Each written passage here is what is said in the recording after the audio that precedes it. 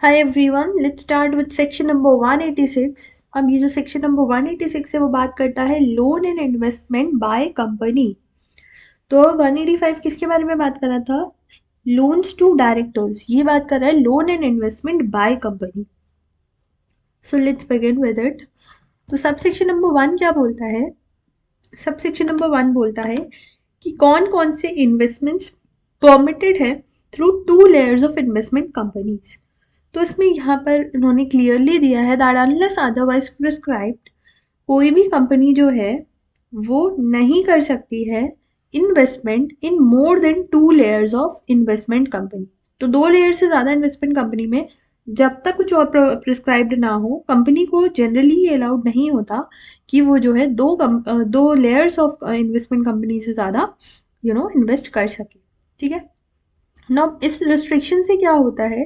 Placing of such restrictions helps in preventing diversion of funds. इस restriction से ये होता है कि जो डाइवर्जन ऑफ फंड्स है वो प्रिवेंट हो जाते हैं। एंड ये बहुत कॉमन एक्सपीरियंस होता है that the funds can be more flagrantly diverted if a company invest through a number of step down subsidiaries. क्योंकि ऐसा होता है ना कि अगर आप बहुत सारी लेयर्स में कर देते हो तो देर आर हाई चांसेस कि जो आपका फंड है वो काफ़ी ज़्यादा डाइवर्स हो जाता है। ठीक है। तो इस वजह से इन्होंने ये बोला है कि उसको प्रिवेंट करने के लिए इन्होंने रिस्ट्रिक्शन लगा दी कि 2 लेयर से ज़्यादा में आप नहीं करोगे। अब इन्वेस्टमेंट कंपनी होता क्या है? तो इन्वेस्टमेंट कंपनी वो कंपनी होती है जिसका जो प्रिंसिपल बिजनेस होता है ना वो ऐसा होता है कि वो जो है एक्विजिशन करेगा या तो सिक्योरिटीज का या फिर शेयर्स का या डिबेंचर्स का या किसी भी तरह की और सिक्योरिटीज का। ठीक है। तो उसका प्रिंसिपल बिजनेस ही यही होता है कि वो क्या करेगा, एक्विजिशन करेगा शेयर्स का, डिबेंचर्स का या सिक्योरिटीज का। आप कोई भी कंपनी को आप इन्वेस्टमेंट कंपनी तब बोल सकते हो अगर जो है assets they are in form of investments in your share debenture या अदर सिक्योरिटीज एंड वो जो है वो मोर देन 50% जो है आपका टोटल असेट्स बना रहे हैं। मतलब कि जो कंपनी के अंदर असेट्स हैं उनका जो रेशियो है वो 50% से ज़्यादा अगर उन्हीं असेट्स की वजह से है जो या तो शेयर्स की वजह से है या डिबेंचर्स की वजह से है, सिक्योरिटीज की वजह से है, मतलब एक्विजिशन ऑफ सिक्योरिटी शेयर्स या डिबेंचर्स के लिए है, तो फिर आप बोल सकते हो कि वो कंपनी जो है वो इन्वेस्टमेंट कंपनी है। उसी तरह से अगर उसकी जो इनकम है तो इन दोनों में से कोई एक कंडीशन अगर सेटिस्फाई होती है तो मानते हैं कि वो इन्वेस्टमेंट कंपनी है। अगर जो उसकी इनकम है तो उसका 50% या उससे ज़्यादा इनकम जो आ रहा है that is coming from the shares, debentures या सिक्योरिटीज, तो भी हम बोलते हैं कि वो कंपनी क्या है, एक इन्वेस्टमेंट कंपनी है। ठीक है। नाउ प्रोवाइडेड दैट ये वाला जो प्रोविजन ये इफेक्ट नहीं करेगा। अब ये वाला जो प्रोविजन है किसको इफेक्ट नहीं करेगा? ये इफेक्ट नहीं करेगा acquisition of a company that is incorporated outside India and having beyond 2 layers as per the law of such country। तो मतलब इन्होंने ये बोला कि जैसे इंडियन कंपनीज के ऊपर तो इन्होंने रिस्ट्रिक्शन लगा दी कि आप 2 लेयर से ज़्यादा में इन्वेस्टमेंट नहीं कर सकते हो, लेकिन अगर ये वाली जो कंपनी है दैट इज फॉरेन कंपनी या फिर that is a company incorporated outside India, तो उस केस में जो है उस केस में आप जो है ये प्रिवेंशन जो है हटा सकते हो। उस केस में 2 लेयर से ज़्यादा में भी इन्वेस्टमेंट हो सकता है। दूसरे इन्होंने बोला है एक्सेप्शन अगर वो सब्सिडरी है from having investment subsidiary for meeting requirement of law. तो मतलब इन्होंने ये बोला है कि यहाँ पर क्या है, अगर वो कोई भी सब्सिडरी कंपनी है जिसके पास में इन्वेस्टमेंट सब्सिडरी है और वो जो है इन्वेस्टमेंट सब्सिडरी जो लॉ है उसके रेगुलेशंस को मीट करने के लिए है, तो उस केस में भी यहाँ पर इन्होंने रिस्ट्रिक्शन दे रखी है, मतलब कि हम जो है उनको भी जो है वहाँ पर 2 लेयर से ज़्यादा दे सकते हैं। तो जो 2 लेयर वाला रूल है वो इसको भी जो है प्रिवेंट नहीं कर सकता। अगर सब्सिडरी की ही मतलब एक और इन्वेस्टमेंट सब्सिडरी है तो वहाँ पर भी 2 लेयर वाला जो है शिल not prevent a subsidiary company from having any investment subsidiary for the purposes of meeting the requirements of any law. और फिर रिक्वायरमेंट ऑफ लॉ की वजह से उसको एक इन्वेस्टमेंट सब्सिडरी बनानी पड़ी तो वहाँ पर भी 2 लेयर से ज़्यादा हो गए ना, लेकिन फिर वो वहाँ पर एग्जाम्प्ट हो जाएगी उस केस में। ठीक है। तो अभी तक मैंने क्या बताया इस सेक्शन में, मैंने आपको ये बताया कि अनलेस अदरवाइज प्रिस्क्राइब में ये दोनों एक्सेप्शंस आ गए। तो अनलेस अदरवाइज प्रिस्क्राइब जो कंपनी है इट इज नॉट अलाउड या फिर इट शिल not make investment through more than 2 layers. 2 layer से ज्यादा में वो इन्वेस्टमेंट नहीं कर सकती है। फिर इन्वेस्टमेंट कंपनी कौन सी होती है? जो जिसका प्रिंसिपल बिजनेस ही होता है acquisition of security shares and debentures. और किसी भी कंपनी को मैं इन्वेस्टमेंट कंपनी तब बोलते हैं अगर जो उसके असेट्स है उसका 50% या उससे ज़्यादा जो है वो उन्हीं सब चीज़ों से आ रहे हैं, शेयर्स वगैरह की वजह से आ रहा है, या फिर जो इनकम है उसका भी 50% या उससे ज़्यादा उन्हीं सारी चीज़ों से आ रहा है। ठीक है ना, प्रोवाइडेड दैट ये वाला जो प्रोविजन है ये इन दोनों पे नहीं लगेगा। मतलब अगर वो कोई कंपनी इनकॉर्पोरेटेड आउटसाइड इंडिया है या फिर वो सब्सिडरी है जिसके पास में एक इन्वेस्टमेंट सब्सिडरी है। ठीक है, तो यहाँ तक आई होप कि सब लोगों को समझ आ गया होगा एंड याद हो गया होगा। Now let's come to the another subsection, that is 186 subsection number 2। तो ये क्या बताता है? ये बताता है limit on the amount of loan और investment that can be made. अभी तक इन्होंने ऊपर जो दिया था, they give restriction on the layers, on the number of layers. यहाँ पर ये क्या दे रहे हैं? अमाउंट के ऊपर लिमिट बता रहे हैं। तो जो भी कंपनीज हैं, the following types of transaction या तो डायरेक्टली या तो indirectly shall be subject to the specified limit, जो कि डायग्राम में डिपिक्टेड है। ये वाला है डायग्राम। ठीक है, तो मतलब कि कोई भी कंपनी जो है वो कोई लोन नहीं देगी किसी भी पर्सन को या अदर बॉडी कॉर्पोरेट को, या फिर वो गारंटी नहीं देगी या फिर सिक्योरिटी नहीं देगी इन कनेक्शन विद लोन, या फिर किसी भी पर्सन को या बॉडी कॉर्पोरेट को, या फिर वो सब्सक्राइब भी नहीं करेगी, ना वो परचेज करेगी सिक्योरिटीज। कितनी लिमिट तक नहीं कर सकती है? इन एक्सेस ऑफ, मतलब उस लिमिट तक कर सकती है, उससे ज्यादा लिमिट में नहीं कर सकती। तो exceeding what? Exceeding 60% of the paid up share capital, free reserves and security premium, और 100% of the free reserves and securities premium, whichever is higher या विच एवर इज मोर। ठीक है, तो मतलब कि कोई भी कंपनी लोन नहीं दे सकती है, ना ही वो गारंटी या सिक्योरिटी दे सकती है, और ना ही वो एक्वायर कर सकती है बाय वे ऑफ सब्सक्रिप्शन और परचेज। तो किससे ज्यादा नहीं कर सकती है? मतलब इन दोनों में से जो भी ज्यादा हो, या तो 60% of the paid up share capital, free reserves and securities premium, या फिर 100% of the free reserves and security premium. इससे ज्यादा का जो लोन है वो नहीं अलाउड है। ठीक है, और यहाँ पर इन्होंने दिया है ना, give any loan to any person. तो यहाँ पर एनी पर्सन का मतलब ये हुआ, person does not include individual जो कि एम्प्लॉयमेंट में है। यहाँ पर जो एम्प्लॉय है वो नहीं आएगा, यहाँ पर अदर पर्सन आएगा अदर देन एम्प्लॉय। ठीक है, उसके बाद में जो आपका थर्ड वाला सबसेक्शन है, एक सेकेंड, यहाँ पर इन्होंने कुछ क्लैरिफिकेशन भी दिया है, पहले हम इसी को देख लेते हैं। तो यहाँ पर इन्होंने बोला है loans and advances to employ. तो ओके, इन्होंने यहाँ पे वही वाला पॉइंट बोला है जो मैंने अभी बताया था कि एम्प्लॉयज वाली जो है वो जो है इस सेक्शन में नहीं आते।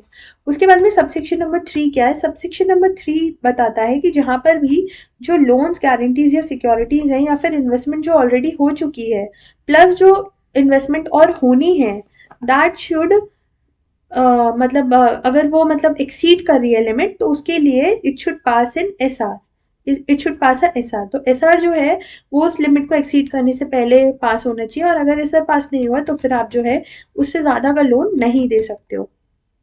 ठीक है, फिर उसके बाद में एस आर जो है वो कुछ सिचुएशंस में ऐसा भी होता है कि एस आर की रिक्वायरमेंट नहीं है। तो किस किस केस में ऐसा होता है कि एस आर की रिक्वायरमेंट नहीं है? तो यहाँ पर इन्होंने दिया है कि किस किस सिचुएशन में एसआर की रिक्वायरमेंट नहीं है। तो एसआर जो है, अगर जो कंपनीज हैं वो लोन्स, गारंटी या सिक्योरिटी दे रही हैं अपनी होली ओन सब्सिडरी को या फिर जॉइंट वेंचर कंपनी को, तो उस केस में एसआर की जरूरत नहीं होती है।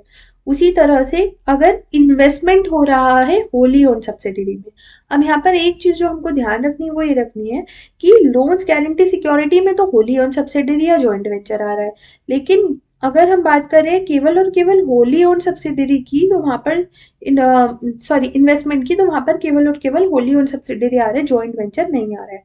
ठीक है, तो इसमें जो है ये इसके लिए एसआर पास करने की जरूरत नहीं है, लेकिन जो अभी हमने ऊपर वाली लिमिट देखी थी उसमें ये काउंट होगी।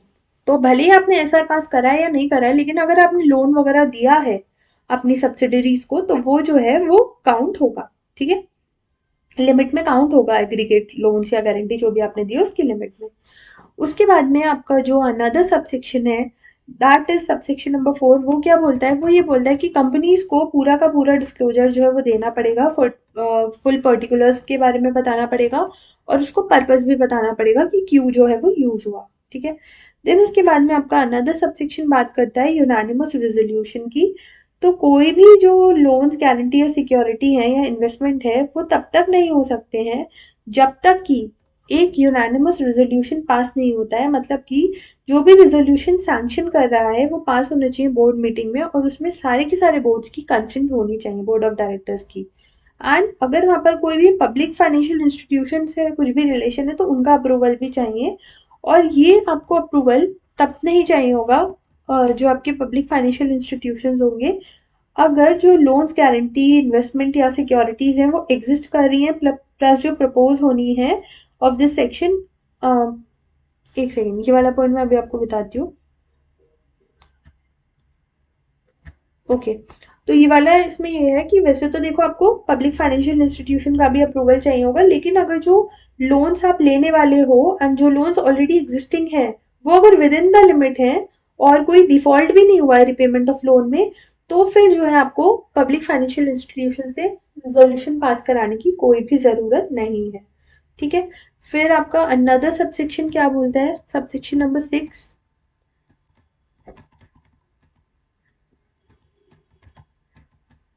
सबसेक्शन नंबर 6, सबसेक्शन नंबर 6 इसमें दिख नहीं रहा।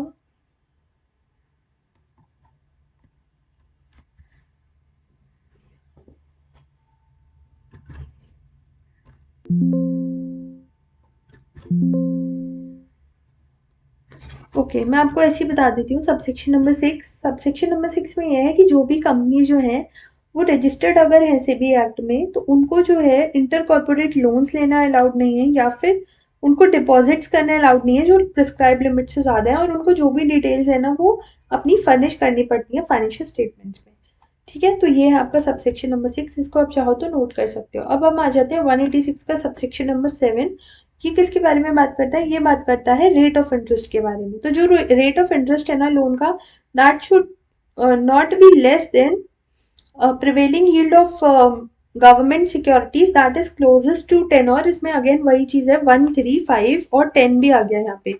जो आपका सेक्शन नंबर 185 था ना उसमें केवल 1, 3 और 5 था, यहाँ पर 1, 1, 3, 5 और 10 तीनों है, इससे कम नहीं होना चाहिए जो भी आप लोन दे रहे हो उसके ऊपर का रेट।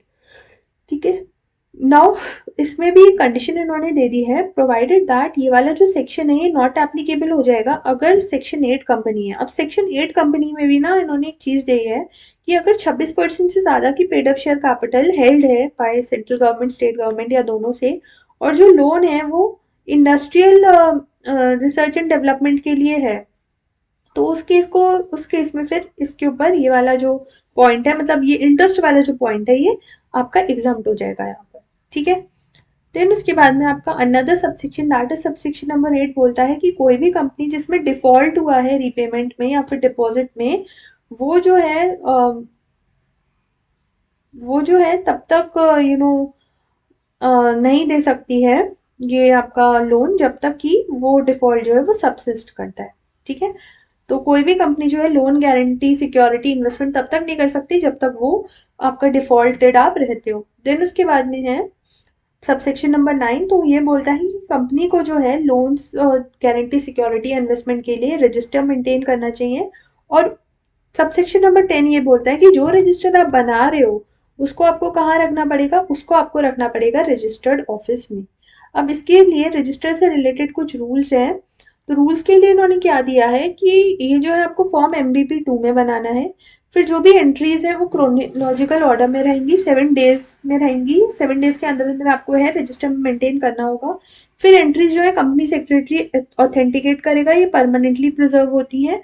और जो भी इसकी पेमेंट होगी फीस की, वो जो है 10 रुपए पर पेज से ज्यादा की नहीं होनी चाहिए।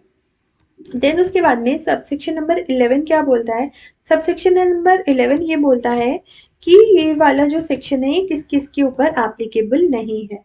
तो अगर वो लोन्स गारंटी सिक्योरिटी या इन्वेस्टमेंट दे रहा है ऑर्डिनरी कोर्स ऑफ बिजनेस में, कौन कौन, या तो आपका बैंकिंग कंपनी या इंश्योरेंस कंपनी या हाउसिंग फाइनेंस कंपनी, और जो भी कंपनीज जो है वो इंगेज्ड है in what, in business of funding industrial practices या providing infrastructure facilities, तो उनके ऊपर ये वाला जो सेक्शन है ये नहीं लगेगा। अगर हम ओनली इन्वेस्टमेंट की बात करें, तो इन्वेस्टमेंट अगर किसी इन्वेस्टमेंट कंपनी ने करा है या फिर उसने करा है अलॉटेड शेयर्स के हिसाब से, या NBFC ने करा है जिसका प्रिंसिपल बिजनेस ही एक्विजिशन ऑफ सिक्योरिटीज है, उसके ऊपर भी ये वाला जो आपका सेक्शन है ये नहीं लगेगा। देन फिर कुछ पेनल्टी है, तो पेनल्टी के लिए कंपनी और ऑफिसर के ऊपर वही है 25 से 5 लाख तक की। और एग्जाम्पशन जो है वो ये है कि अगर जो गवर्नमेंट कंपनी है वो एंगेज्ड है इन डिफेंस प्रोडक्शन, एंड अगर कोई अनलिस्टेड गवर्नमेंट कंपनी है जिसने 92 और 137 से कंप्लाई किया हुआ है एंड उसने जो है अप्रूवल भी ले लिया है मिनिस्ट्री का, तो भी उसके ऊपर ये जो सेक्शन है वो एग्जाम्प्ट हो जाएगा। तो अगर मैं सेक्शन को एक बार आपको फिर से रिवाइज करा दूँ, देखो ये सेक्शन थोड़े से हैवी है 185 186, तो थोड़ा सा एफर्ट आपको लगाना पड़ेगा, बट 2-3 बार पढ़ोगे ना ये सेक्शंस तो अपने आप दिमाग में बैठ जाएंगे, ठीक है। तो ये मत एक्सपेक्ट करना खुद से कि मेरे को एक ही बार में ये पूरा सेक्शन याद हो जाए, 2 बार पढ़ो 3 बार पढ़ो तब याद होगा। सो let's begin with the revision of this section. सबसे पहले इन्होंने ये बोला है सब सेक्शन नंबर 1 में कि कोई भी कंपनी जो है वो 2 लेयर से ज्यादा जो है 2 लेयर ऑफ इन्वेस्टमेंट कंपनी से ज्यादा में इन्वेस्ट नहीं करेगी, ठीक है। उसके बाद में क्या बोला इसमें, उसके बाद में ये बोला कि इन्वेस्टमेंट कंपनी का मतलब क्या होता है। तो क्या होता है 50% वाले इसमें दोनों केसेस हैं, असेट्स और इनकम में। फिर उसके बाद में इन्होंने ये बोला कि जैसे 2 एक्सेप्शन है इस रूल को 2 लेयर्स वाले, कि अगर वो कंपनी जो है वो इनकॉर्पोरेटेड आउटसाइड इंडिया है या फिर वो सब्सिडरी है और उसके पास में एक इन्वेस्टमेंट सब्सिडरी है, तो उस केस में वो 2 लेयर से ज्यादा कर सकती है। उसके बाद में इन्होंने बताया लिमिट के बारे में। तो लिमिट के लिए इन्होंने क्या बोला कि जो लिमिट है वो ऐसी होनी चाहिए कि अगर आप किसी को लोन दे रहे हो, गारंटी दे रहे हो या सिक्योरिटी दे रहे हो, तो वो किसी भी पर्सन को या बॉडी कॉर्पोरेट को, या फिर अगर आप इन्वेस्टमेंट दे रहे हो बाय वे ऑफ सब्सक्रिप्शन और purchase of securities of any body corporate, वहां पर जो है बॉडी कॉर्पोरेट है। लेकिन यहाँ पर जो है जो मतलब आपका लोन्स गारंटी और सिक्योरिटी है उसमें एनी पर्सन और बॉडी कॉर्पोरेट है। लेकिन लोन की अगर हम बात करें या फिर हम बात सॉरी इन्वेस्टमेंट की अगर हम बात करें या फिर हम एक्वायरिंग ऑफ सिक्योरिटीज की बात करें, तो यहाँ पर सिक्योरिटीज कोई पर्सन की थोड़ी होंगी, वो तो बॉडी कॉर्पोरेट की होंगी, तो वो उसी की हैं। तो उसके लिए लिमिट इन्होंने ये दी है कि वो जो भी आप इन्वेस्टमेंट कर रहे हो या लोन दे रहे हो, that should not be in excess of higher of what 60% of the paid up share capital plus free reserve plus security premium, या फिर 100% of the free reserve plus security premium, ठीक है। फिर उसके बाद में आपका जो अनदर सबसेक्शन है वो ये बोलता है कि अगर जो है आप उससे ज्यादा कर रहे हो, एक्सीडिंग लिमिट के साथ आप लोन दे रहे हो, तो उसके लिए आपको एसआर पास करना होगा। हाउएवर दो चीजों में, दो कंडीशंस में एसआर पास करने की भी जरूरत नहीं है। वो ये है कि अगर आप लोन्स गारंटी और सिक्योरिटी दे रहे हो किसी होली ओन सब्सिडरी को या फिर जॉइंट वेंचर को, या फिर अगर आप इन्वेस्टमेंट कर रहे हो होली ओन सब्सिडरी में, ठीक है। फिर उसके बाद में कि कंपनी को जो है वो फुल पर्टिकुलर्स अपने लोन्स गारंटी सिक्योरिटी इन्वेस्टमेंट या जो भी पर्पस है उसको डिस्क्लोज करना चाहिए। फिर जो भी लोन्स गारंटी सिक्योरिटीज हैं उसके लिए एक यूनानिमस रेजोल्यूशन पास होना चाहिए बोर्ड ऑफ डायरेक्टर्स का। और पीएफआई की अप्रूवल से पहले आप लोन नहीं दे सकते हो, पब्लिक फाइनेंशियल इंस्टीट्यूशन की अप्रूवल आपको चाहिए होगी। लेकिन अगर जो है आपका लोन विद इन लिमिट है और पीएफआई में मतलब आपने रिपेमेंट में कोई डिफॉल्ट भी नहीं करा है, तब आपको जो है पब्लिक फाइनेंशियल इंस्टीट्यूशन के अप्रूवल की जरूरत नहीं है। देन उसके बाद में आपका सबसेक्शन नंबर 6 जो कि मैंने आपको बता दिया कि अगर वो सेबी वाली है तो वो इंटर कॉर्पोरेट लोन नहीं लेगी एक्सीडिंग द प्रिस्क्राइब लिमिट। फिर सबसेक्शन नंबर 7 ये बोलता है कि कोई भी लोन जो है वो उस इंटरेस्ट से ज्यादा नहीं होगा, किस इंटरेस्ट से सॉरी उस इंटरेस्ट रेट से कम का नहीं होना चाहिए उसका इंटरेस्ट रेट, किसका जो भी प्रिवेलिंग यील्ड है गवर्नमेंट सिक्योरिटीज की, इसमें क्लोज एट टेन्योर में 13510, इसमें 10 ईयर्स वाला है, ठीक है। और लेकिन ये सेक्शन 8 कंपनी पे नॉन एप्लीकेबिलिटी है जहां पर 26% से ज्यादा पेड अप शेयर कैपिटल या तो सेंट्रल गवर्नमेंट ने होल्ड कर रखी है, स्टेट गवर्नमेंट ने, या दोनों ने। उसके बाद में ये है कि लोन अगर funding industrial research and development projects के लिए है तब भी जो है आपको ये वाला जो सेक्शन है वो नॉन एप्लीकेबल हो जाएगा to section 8 companies. 186 sub section number 7 पे ये वन मतलब उसके लिए कुछ एग्जाम्पशंस हैं सेक्शन नंबर 8 पे रेट ऑफ इंटरेस्ट से रिलेटेड, ठीक है। फिर उसके बाद में ये है कि जो भी कंपनी है उसको जो है जब तक वो रिपेमेंट नहीं चुका देती है लोन का, जब तक वो डिफॉल्ट को अपना क्लियर नहीं कर देती है या रिपेमेंट को क्लियर नहीं कर देती है डिपॉजिट का, तब तक वो जो है वो लोन्स गारंटी सिक्योरिटी नहीं दे सकती है। फिर कंपनी को रजिस्टर बनाना होता है। रजिस्टर किस में बनाना होता है, MBP 2 में बनाना होता है। क्रोनोलॉजिकल ऑर्डर में होना चाहिए। ऑथेंटिकेट कौन करेगा, CS करेगा। रजिस्टर्ड ऑफिस में रखे होते हैं, परमानेंटली प्रिजर्व होते हैं और हम परमिट कर सकते हैं, हम फर्निश कर सकते हैं किसी मेंबर को फीस के बाद में, जो भी फीस एओए में दी है, लेकिन वो फीस 10 रुपए से ज्यादा नहीं होनी चाहिए पर पेज। और उसके बाद में 186 का सबसेक्शन नंबर 11 ये बताता है कि सेक्शन किस किस को एप्लीकेबल नहीं है। तो ये अगर ऑर्डिनरी कोर्स ऑफ बिजनेस में हुआ है और या तो लोन्स है, गारंटी है, सिक्योरिटी है या इन्वेस्टमेंट है, किस किस को, बैंकिंग कंपनी को, इंश्योरेंस कंपनी को, हाउसिंग फाइनेंस कंपनी को, या फिर वो कंपनी जो एंगेज्ड है business of financing of industrial enterprises में, उनके लिए ये जो है सेक्शन एप्लीकेबल नहीं है। या फिर अगर जो है इन्वेस्टमेंट हो रहा है इन्वेस्टमेंट कंपनी में, शेयर्स में, या फिर एनबीएफसी जिसका प्रिंसिपल बिजनेस ही एक्विजिशन ऑफ शेयर्स है, उसको ये एप्लीकेबल नहीं होगा। देन उसके बाद में पेनल्टी है, और इन्होंने ये भी दिया है कि पेनल्टी के लिए भी एग्जाम्पशन है कि अगर वो गवर्नमेंट कंपनी एंगेज है डिफेंस प्रोडक्शन में, या फिर वो कोई unlimited government unlisted government company है जिसने 92(137) का कंप्लायंस किया और अप्रूवल लिया मिनिस्ट्री का, तो उसको भी जो है वो एग्जाम्पशन है। ठीक है, ये तो ये एग्जाम्पशन किससे है, ये एग्जाम्पशन इस सेक्शन से ही है। ठीक है, तो सेक्शन नंबर 186 इसको एग्जाम्पशन है।